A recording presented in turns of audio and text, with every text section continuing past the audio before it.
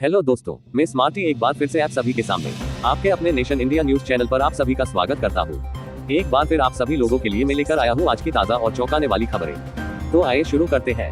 महाराष्ट्र में कमाठीपुरा के कायाकल्प के लिए म्हाडा ने सबसे ऊंची 78 मंजिला बिल्डिंग बनाने का प्रस्ताव भेजा है। इस परियोजना में 58 मंजिला 10 और 78 मंजिला 8 बिल्डिंग बनेंगी। 39 एकड़ के इस पुनर्विकास क्षेत्र में मौजूदा शेष योग्य परिवारों को यहाँ मुफ्त घर दिए जाएंगे। योजना की मंजूरी के बाद टेंडर जारी किया जाएगा। कमाठीपुरा का कायाकल्प करने की योजना के साथ ही प्रशासन ने कमाठीपुरा में सरकारी प्रोजेक्ट के तहत सबसे ऊंची बिल्डिंग बनाने का प्लान तैयार कर लिया है। महाराष्ट्र गृह निर्माण क्षेत्र विकास प्राधिकरण म्हाडा ने कमाठीपुरा में 78 मंजिला बिल्डिंग तैयार करने का प्लान सरकार के पास भेजा है।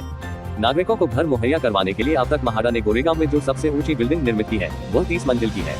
हालांकि बीडीडी चाल प्रोजेक्ट के तहत म्हाडा वली में 66 मंजिला बिल्डिंग तैयार कर रही है।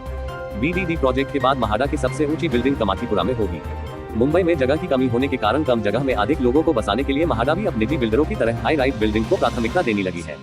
म्हाडा मुख्यालय पहुंचे आवास मंत्री अतुल सावे ने कमाठीपुरा के विकास की पूरी जानकारी ली। सरकार ने करीब 39 एकड़ परिसर में फैले कमाठीपुरा के विकास का जिम्मा म्हाडा को सौंपा है। पुनर्विकास के दौरान म्हाडा को यहाँ रहने वाले करीब 6500 परिवारों को मुफ्त में घर उपलब्ध करवाना है। म्हाडा ने कमाठीपुरा में 2 प्रकार की बिल्डिंग तैयार करने की योजना बनाई है। स्थानीय नागरिकों को बसाने के लिए 58 मंजिल की 10 बिल्डिंग बनाई जाएंगी। प्रोजेक्ट में होने वाले खर्च की वसूली के लिए 78 मंजिला 8 बिल्डिंग बनेंगी।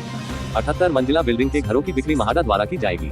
39 एकड़ के परिसर में करीब 475 शेष बिल्डिंग, 163 अन्य बिल्डिंग, 15 धार्मिक स्थल, 2 स्कूल, 4 सरकारी कार्यालय भी है। विकास का प्लान मंजूरी के लिए सरकार के पास भेज दिया गया है।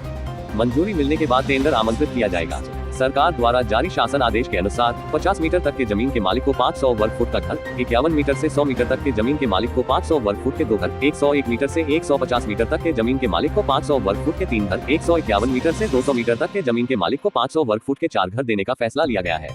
वहीं 200 मीटर से बड़े जमीन के मालिक को हर 50 मीटर के हिसाब से 500 वर्ग फुट का घर मुफ्त में दिया जाएगा। कोलियर्स इंडिया के एमडी स्वप्निल अनिल के अनुसार कमाठीपुरा मुंबई के मध्य में स्थित है।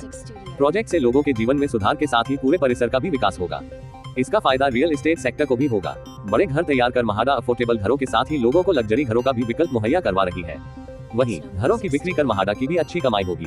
क्रेडाई एमसीएचआई अध्यक्ष डोमिनिक रोमेल के अनुसार मुंबई में लगातार घरों की मांग बढ़ रही है। ऐसे में म्हाडा का कमाठीपुरा प्रोजेक्ट मुंबई के भीतर लोगों का घरों का सपना पूरा करने में अहम किरदार निभाएगा। बॉम्बे हाईकोर्ट में महाराष्ट्र सरकार की मुख्यमंत्री मेरी लाडली बहना योजना के खिलाफ जनहित याचिका दायर की गई। योजना के अंतर्गत 21 से 65 वर्ष की महिलाओं को 1500 रुपए दिए जाने हैं, जिनकी पारिवारिक आय 2.5 लाख रुपए से कम है।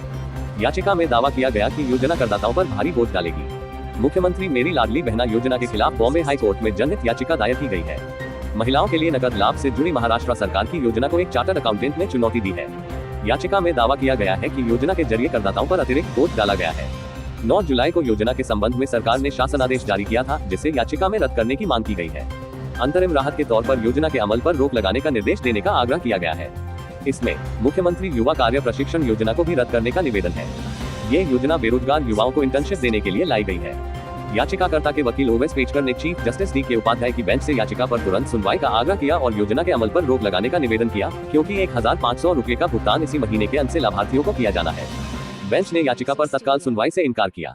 बेंच ने कहा कि याचिका सुनवाई के लिए बनाई गई व्यवस्था के जरिए ही हमारे सामने आएगी। इस व्यवस्था को निरर्थक न बनाए।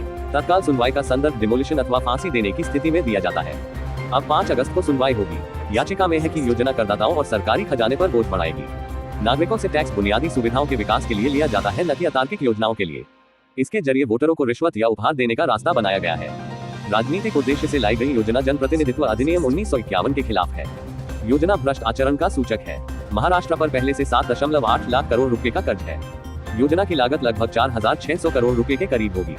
केरल के वायनाड में आए विनाशकारी भूस्खलन में अभी तक 300 से ज्यादा लोगों की मौत हो गई है और बड़ी संख्या में लोग अभी भी लापता हैं। इस भयानक आपदा के बीच एक सुखद खबर भी सामने आई है, जहां भूस्खलन प्रभावित वायनाड में केरल के वन अधिकारियों द्वारा 8 घंटे के अथक अभियान के बाद एक दूरदराज के आदिवासी बस्ती से 6 बच्चों को रेस्क्यू किया गया। कल्पेटा रेंज के वन अधिकारी के हशीश के नेतृत्व में 4 सदस्यीय टीम ने गुरुवार को एक आदिवासी परिवार को बचाने के लिए जंगल के अंदर एक खतरनाक रास्ते को पार करते हुए इस रेस्क्यू अभियान को अंजाम दिया। बचाए गए बच्चों में आदिवासी समुदाय के 1 से 4 साल की उम्र के 4 बच्चे शामिल हैं। वायनाड के पनिया समुदाय से ताल्लुक रखने वाला ये परिवार एक पहाड़ी की चोटी पर एक गुफा में फंसा हुआ था, जिसके ऊपर एक गहरी खाई है और टीम को वहां पहुंचने में 4.5 घंटे से अधिक का समय लगा। पीटीआई से बात करते हुए हशीश ने कहा कि उन्होंने गुरुवार को मां और 4 साल के बच्चे को वन क्षेत्र के पास भटकते हुए देखा और पूछताछ करने पर पता चला कि उसके 3 अन्य बच्चे और उनके पिता बिना भोजन के एक गुफा में फंसे हुए हैं। हशीश ने कहा कि परिवार आदिवासी समुदाय के एक विशेष वर्ग से ताल्लुक रखता है, जो आमतौर पर बाहरी लोगों से बातचीत करने से बचता है। उन्होंने कहा वे आमतौर पर वन उत्पादों पर आश्रित रहते हैं और उन्हें स्थानीय बाजार में बेचकर चावल खरीदते हैं। हालांकि ऐसा लगता है कि भूस्खलन और भारी बारिश के कारण वे कोई भोजन प्राप्त करने में असमर्थ थे। वन रेंज अधिकारी ने अपनी खतरनाक यात्रा के बारे में बताया, जिसमें उन्हें भारी बारिश के बीच फिसलन भरी और खड़ी चट्टानों से होकर गुजरना पड़ा। हशीश ने कहा, बच्चे थके हुए थे और हम अपने साथ खाने पीने का जो भी सामान ले गए थे उन्हें खिलाया। बाद में बहुत समझाने के बाद उनके पिता हमारे साथ आने के लिए राजी हो गए और हमने बच्चों को अपने शरीर से बांध लिया और वापस अपनी यात्रा शुरू कर दी। अधिकारियों को फिसलन भरी चट्टानों पर चढ़ने के लिए पेड़ों और चट्टानों से रस्सियां बांधनी पड़ी। वे अट्टामाला के अपने स्थानीय दफ्तर में वापस आ गए, जहां बच्चों को खाना खिलाया गया और कपड़े और जूते दिए गए। उन्होंने बताया कि फिलहाल उन्हें वहां रखा गया है और अब बच्चे अब सुरक्षित हैं। केरल के सीएम पिनाराई विजयन ने वन अधिकारियों के चुनौतीपूर्ण प्रयास की सराहना करने के लिए सोशल मीडिया का सहारा लिया और तस्वीरें साझा की। हशीश के साथ खंड वन अधिकारी BS जयचंद्रन, बीट वन अधिकारी के अनिल कुमार और RRT रैपिड रिस्पांस टीम के सदस्य अनूप थॉमस ने परिवार को बचाने के लिए 7 किलोमीटर से अधिक लंबी यात्रा की। जैसे ही बारिश तेज हुई, वन विभाग ने वायनाड में आदिवासी समुदायों के अधिकांश सदस्यों को सुरक्षित स्थानों पर पहुंचा दिया था। अधिकारी ने बताया कि यह परिवार कुछ समय से जंगल के अंदर रह रहा था। धन्यवाद दोस्तों, आज के लिए इतना ही। मिलते हैं अगली खबर के साथ, तब तक के लिए गुड बाय, टेक केयर। और हाँ, सब्सक्राइब करना मत भूलना।